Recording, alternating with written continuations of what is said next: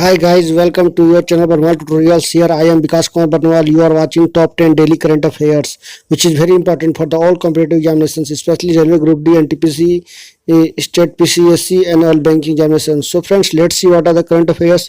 Before we know the some important news of our country, which is very important, just because there is lot of knowledge to discuss with you. So let's see what are the current affairs as a news, daily news.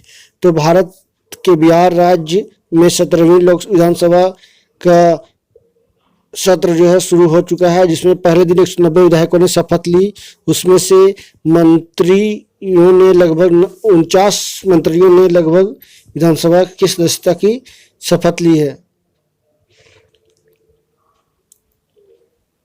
इसके साथ ही भारत में की जो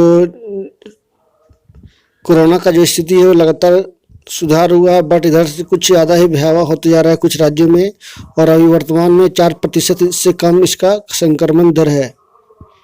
उसके साथ ही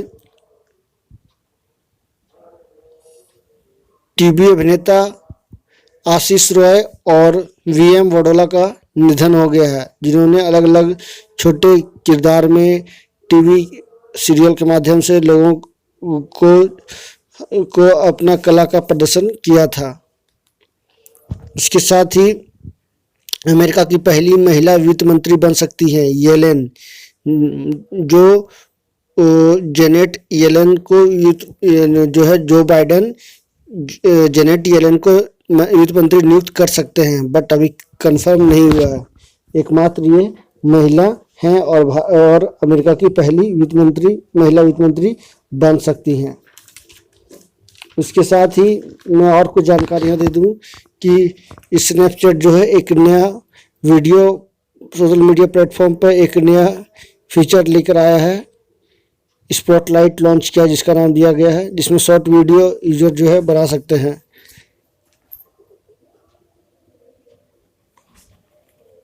इसमें कुछ blog post के साथ ही इसमें वीडियो आप दोस्तों साझा कर सकते हैं। तो ये था कुछ जानकारियाँ देश दुनिया से जुड़ी हुई। आई होप आप सबको समझ में आया होगा। आगे देखते हैं आज की क्लास में क्या है खास, तो जानते हैं। सबसे पहले क्वेश्चन ऑफ द डे, जो काफ़ी इंपॉर्टेंट बताया जाता है, इसमें एक स्पेशल टॉपिक पर डिस्कस किया जाता है। उसके बाद आज का इतिहास में 4 से 5 सवाल पूछे जाते हैं, प्रत्येक दिन उसके साथ जवाब भी रहते हैं। उसके बाद मोटिवेशन लाइन जो हमारे क्लास का गुरु है, उसके बाद टॉप 10 डेली करंट अफेयर्स, और लास्ट में अंतिम में अबाउट द स्टेट्स में अभी कंट्री सीरीज चल रही है। तो आगे देखते हैं क्वेश्चन ऑफ द डे में। चीन ने चांद की सतह से नमूने एकत्र करने के लिए अपना पहला मानवरहित यान सफलतापूर्वक प्रशिक्षित किया है, जिसका नाम दिया गया है चांग-ए 5। खास बात यह है कि यह यान लौटकर धरती पर आएगा। चांग-ए 5 चीन के एरोस्पेस इतिहास में सबसे जटिल और चुनौतीपूर्ण में से एक है, यानों में से एक है। चांग-ए 5 अंतरिक्ष यान को रॉकेट पृथ्वी चंद्रमा हस्तांतरण कक्षा में लेकर जाएगा। इस मिशन की शुरुआत 2004 में ही शुरू कर दी गई है। और इसके बारे में बता दूं कि चांग-ए 5 मानव रहित कक्षा और चांद या चंद्रमा या अन्य कक्षा में डॉकिंग को पूरा करने की उम्मीद रखी गई है। इसमें एक ऑर्बिटर, एक लैंडर, एक स्कैंडर और एक रिटर्नर है, जिसमें 8.2 टन का कुल टेक ऑफ द्रव्यमान बताया गया। चंद्र कक्षा में प्रवेश के बाद लैंडर स्कैंडर संयोजन ऑर्बिटर रिटर्नर संयोजन से अलग हो जाएगा। वापसी की प्रक्रिया के बारे में बताया गया है और भी कुछ जानकारी इसको स्पेशली मैं आपको बताऊंगा। आगे देखते हैं आज का इतिहास में। आज ही के दिन वर्ष 1867 में अल्फ्रेड नोबेल ने डायनामाइट का पेटेंट कराया था, यानी डायनामाइट का आविष्कारक भी इन्वेंटर भी अल्फ्रेड नोबेल है। एक इम्पोर्टेंट सवाल बन गया आपसे, एग्जाम में पूछने की संभावना रहती है। नेक्स्ट देखते हैं। आज ही के दिन वर्ष 1975 में सूरीनाम ने नीदरलैंड से अपनी स्वतंत्रता का ऐलान किया था। आज ही के दिन वर्ष 1973 में ग्रीस के राष्ट्रपति जॉर्ज पापाडोपोलोस का सेना ने तख्तापलट किया था। आज ही के दिन वर्ष 1937 में पेरिस में अंतर्राष्ट्रीय आर्ट और टेक्नोलॉजी मेले का समापन हुआ था, जो दुनिया में काफ़ी इस चर्चा का विषय में रहा। आज ही के दिन वर्ष 1936 में सोवियत संघ रूस के खिलाफ जर्मनी और जापान ने कॉमिंटन विरोधी समझौते पर हस्ताक्षर किए थे।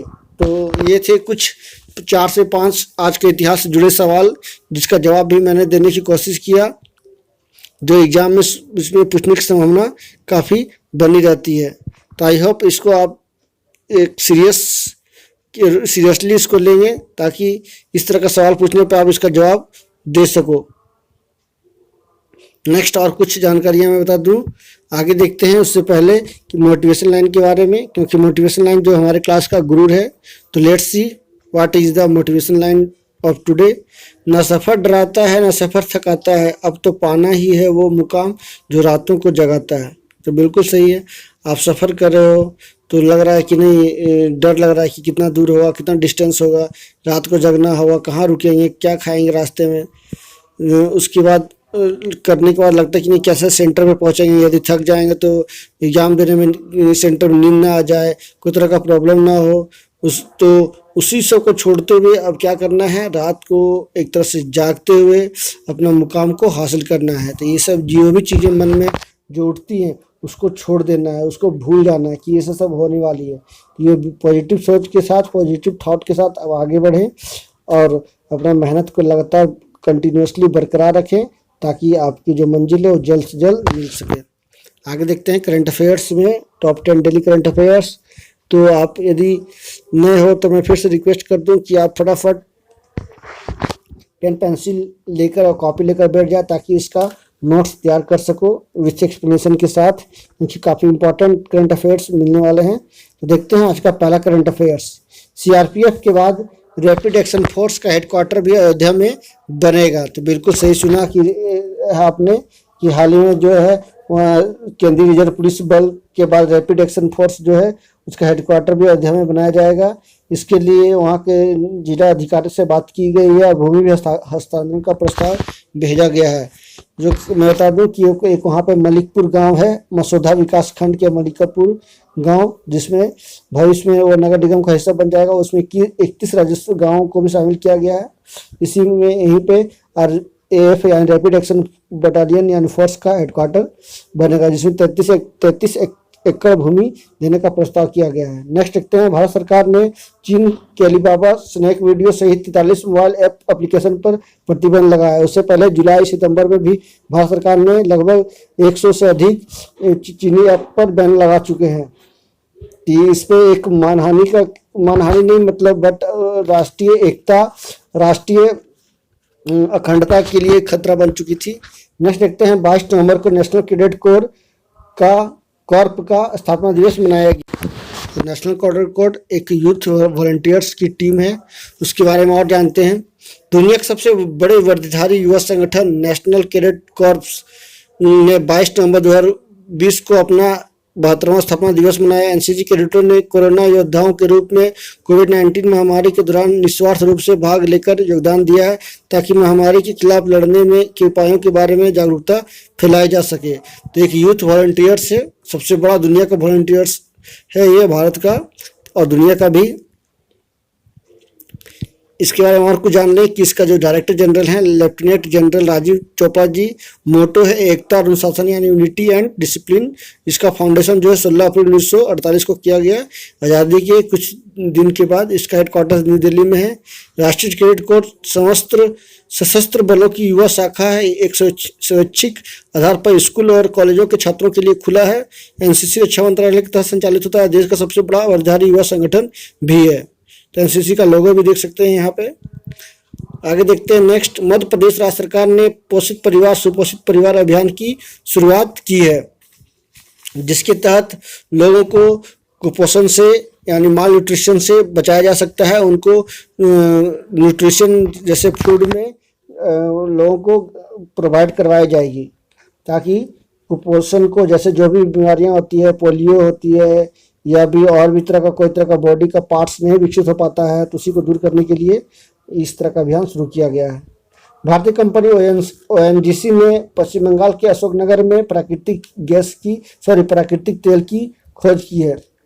नेक्स्ट देखते हैं, भारत के पूर्वोत्तर राज्य मेघालय में एक चमकता मशरूम बायोलुमिनिसेंट की खोज की गई है, जो रात में चमकती है। एक तरह से देखा जाए तो ये दुनिया का 97 प्रजातियों में से एक है।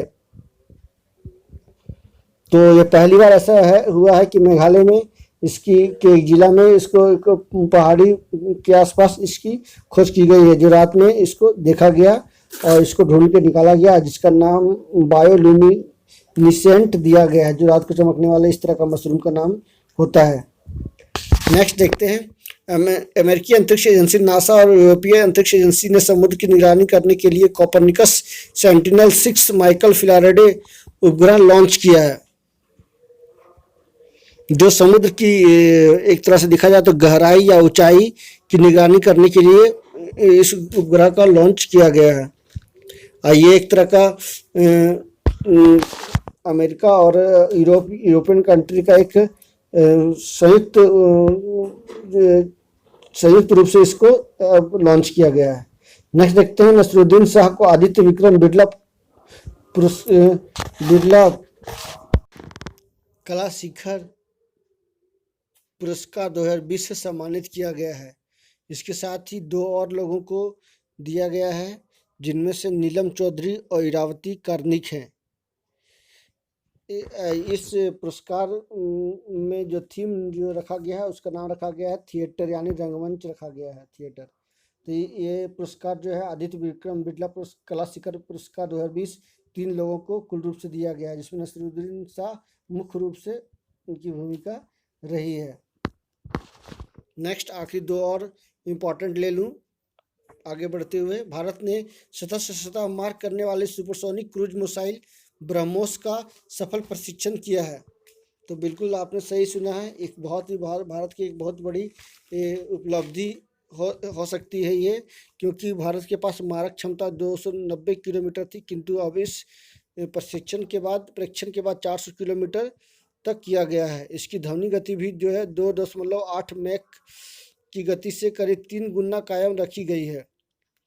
इसको अंडमान निकोबार द्वीप समूह में किया गया है करीब 10 बजे।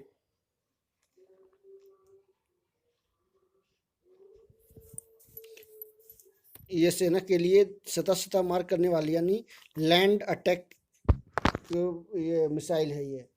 नेक्स्ट देखते हैं, पृथ्वी का दूसरा मिनी मून यानी 2020 CD3 की खोज कैटालिना सर्वे के द्वारा की गई।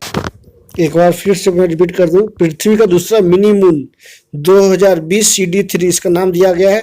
खोज अमेरिकी संस्था कैटालिना स्काई सर्वे के द्वारा की गई है, जो करीब करीब 2.7 अरब साल से पृथ्वी के चक्कर लगा रही है। इसका नाम 2020 CD3 रखा गया है। देख सकते हैं ये 2006 में वैज्ञानिकों ने पृथ्वी के पहले मिनीमून की खोज की थी, और भी कई मिनीमून मिलने की उम्मीद। मिनीमून एक ऐसा खगोलीय पिंड है जो पृथ्वी के करीब आ रहा है या पृथ्वी के चक्कर न काटकर सूर्य की परिक्रमा कर रहा है।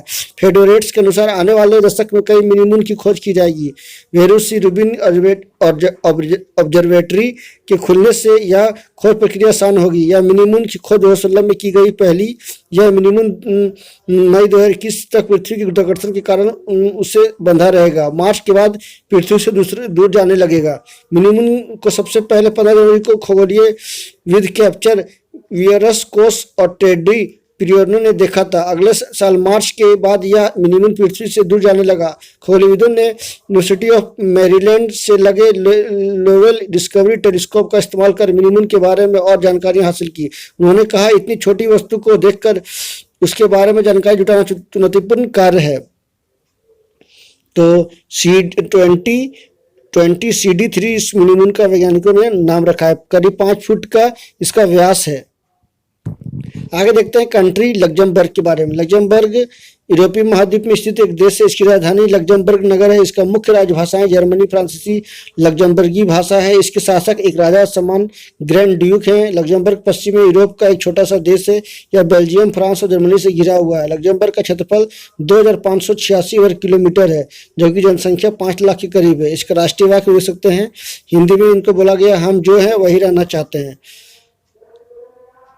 Our homeland. इसका ध्वज देखते हैं 3 रंगों का है, रेड है, व्हाइट है, उसका नीचे में ब्लू है। कुल चिन्ह इसके बारे में नहीं बताया गया। इसका मैप के माध्यम से देख सकते हैं कि यूरोप में इसका जो बीच में ग्रीन सिग्नल दिखाया गया है वो लग्जमबर्ग का जो है क्षेत्र है वर्ल्ड मैप में। ये एक यूरोपियन कंट्री है, यूरोप महाद्वीप में स्थित एक देश है। तो इसकी जनसंख्या करीब करीब 5 लाख के आसपास है। और क्षेत्रफल तो बहुत ही छोटा है, यानी बहुत ही छोटा क्षेत्रफल वाला देश है ये। 2586 वर्ग किलोमीटर है।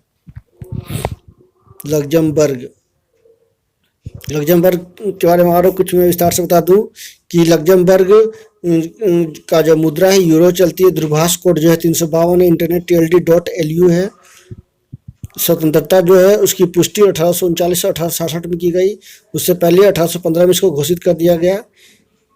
घरेलू सकल उत्पाद जो है 2005 के प्राकलन के अनुसार 29.34 बिलियन डॉलर है। प्रति व्यक्ति आय जो है $75,130 है 2005 के अनुसार। मानव विकास सूचकांक में दशमलव में ही ये है।